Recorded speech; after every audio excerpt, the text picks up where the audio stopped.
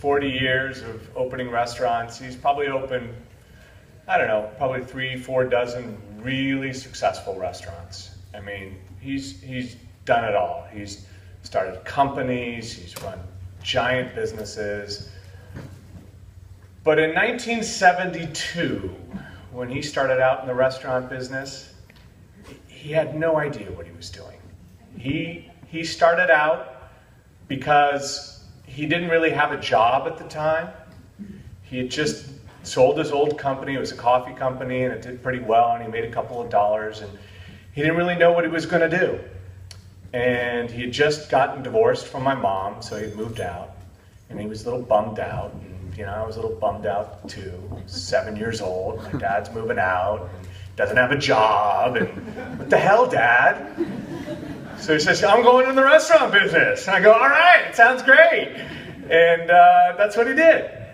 So he and his partner actually bought a small Italian restaurant in LA in 1971. And that actually did all right. And it was kind of surprising because they really didn't know what they were doing. They thought, you know, they could do something a little different than what was going on at the time. So, you know, the one in LA was doing all right. My dad was living in a boat down in Marina del Rey in LA, and we'd go down and visit him every weekend. And he says, you know, kids, I'm going to open a restaurant in San Francisco, and it's going to be like nothing anybody's ever seen before, and it's going to be awesome. And we're going, right on, Dad, you're coming back to San Francisco. We'll hang out. It'll be cool. And so he goes, all right, I'm doing it.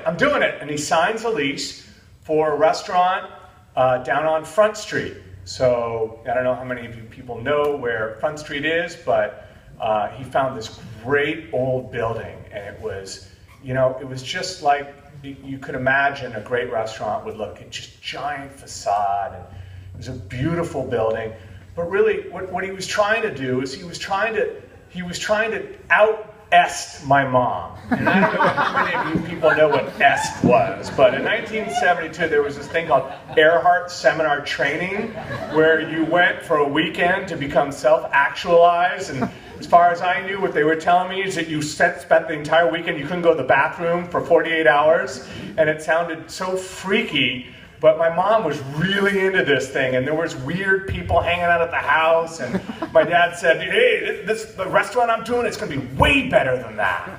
And so I'm doing this restaurant, and it's going to be really cool, and it's going to be called MacArthur Park. So why would you call a restaurant MacArthur Park?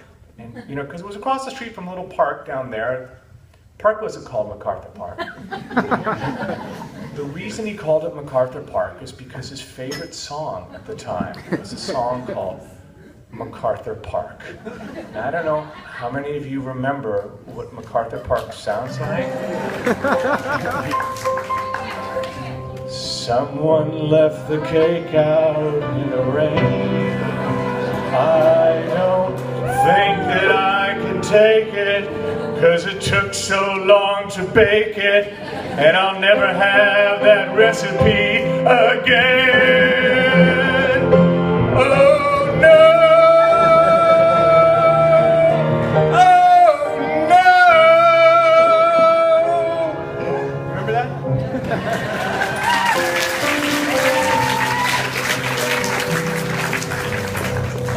For those of you who don't remember MacArthur Park was a Broadway star named Richard Harris's bid to cross over into the pop world, and he recorded that tune. It was written by Jimmy Webb, who was a famous songwriter at the time, and Richard Harris was so oblivious to the lyrics, he kept on calling it MacArthur's Park, which you can actually hear in the song. And Jimmy Webb kept on saying, no, MacArthur Park, that's what it is. And Richard Harris was like, fuck you.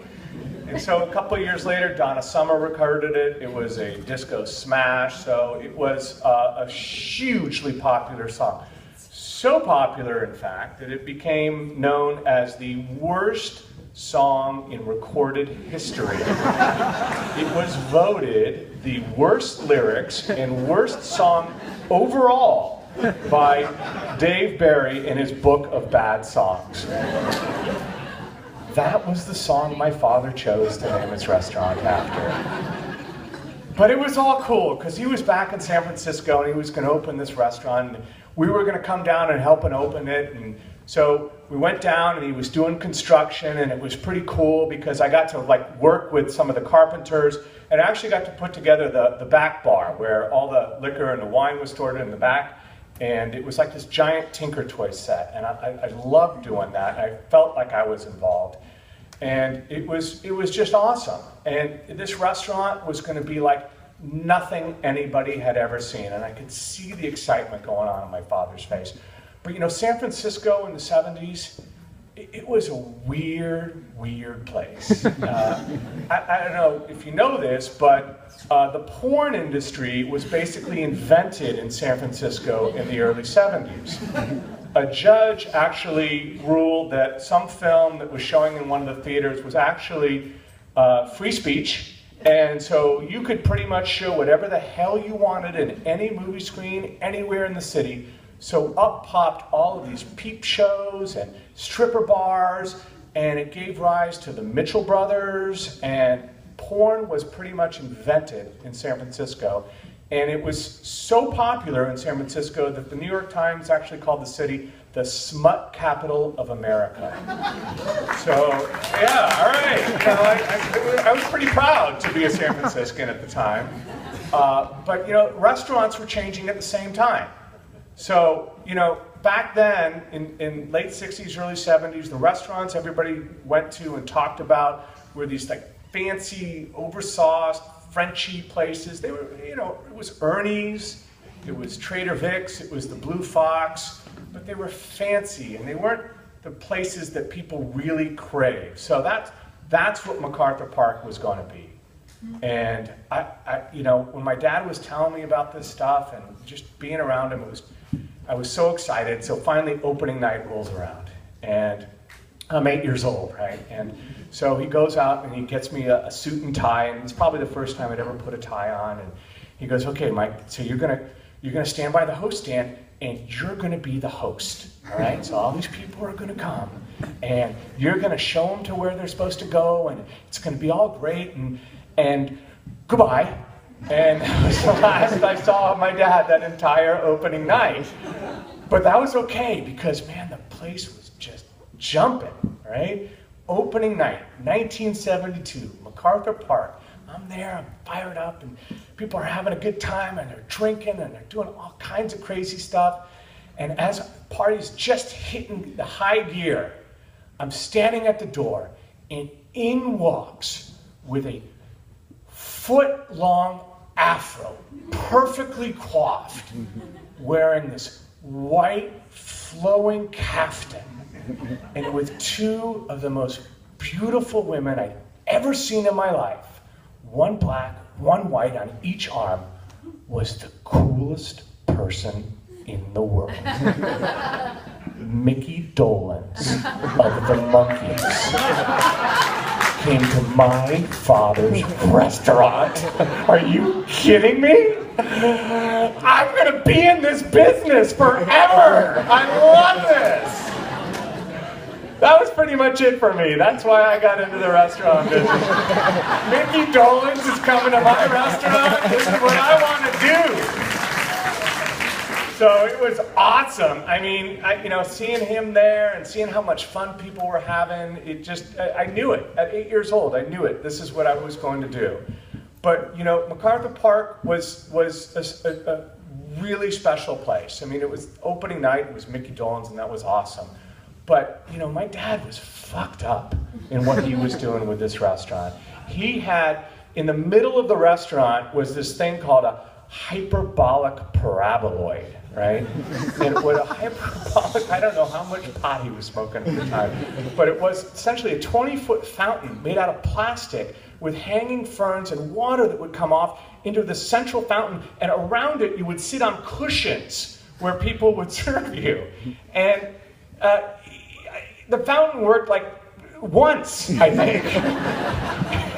In the middle of a frickin' restaurant, he's got a fountain. So, you know, all right, that's good enough, Dad. That makes sense. But in the back of the restaurant, there was a giant picture window, about the size of this room in the back, with just windows from floor to ceiling. And he goes, "That's where the aviary is going." It's like, aviary?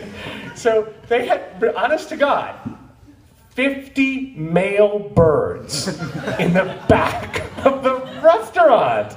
Like, what health department would ever allow 50 birds in the back of a restaurant? They were supposed to be all male, but one of my jobs was cleaning out the aviary, and I came in and I found eggs. So I don't think that worked out too well.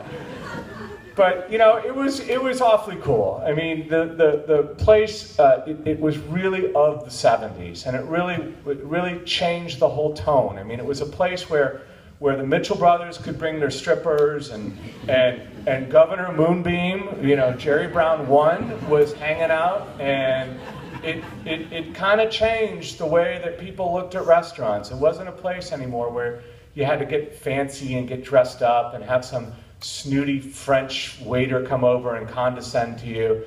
And people ask me, so what was on the menu? You know, what did you eat?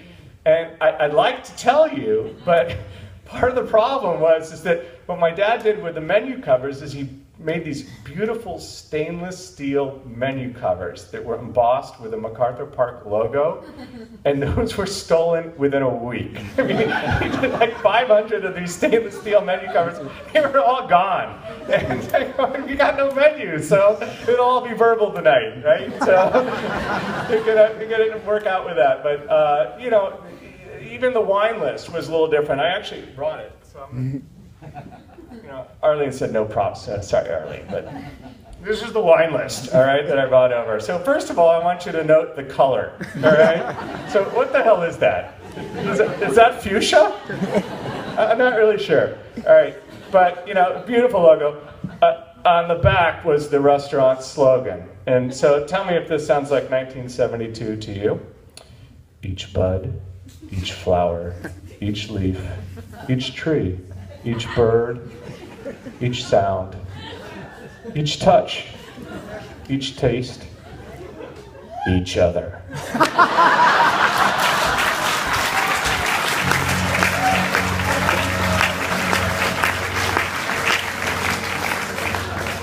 You open it up. Of course, the first thing you want to see when you open a wine list is a quote from the prophet, from Khalil Gibran.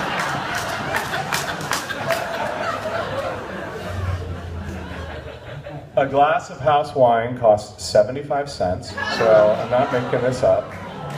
But every page had a quote from the prophet. I mean, he was doing something crazy, and he was following his gut. He was trying to reconnect with people. He was trying to do something that was meaningful to him. And I'll just never not be so in awe of the guts it took to put yourself out there like this. But the fact is that MacArthur Park was really ahead of its time. I mean, yeah, it was. Thank you very much. I appreciate that. For those of you, most people remember MacArthur Park. There's actually, he built a bunch of them later on. There's still one in Palo Alto. It ultimately became a ribs and bar and grill kind of place. But the original MacArthur Park was a lot more visionary. And, you know, in weird ways, definitely. But you look at this wine list, and it was 100% California, right? So back in the day where you couldn't get to a restaurant that wasn't going to push some fancy bottle of French wine on you, you said, screw that. It's 100% California. From friends of mine like Joe Heitz and Bob Mondavi, who were going to come over and sell their wine. You know, the build-out was incredible. I mean, it was exposed brick, and it was redwood in the floor, and so, you know, you could easily, I think, confuse it for, like, Saison today, right? So you look at restaurants that are happening today, and that's what it looked like. So it was ahead of its time. It was really from the heart, and it led to a career that was just so astonishing to me, but it was really fucked up. Thank you very much.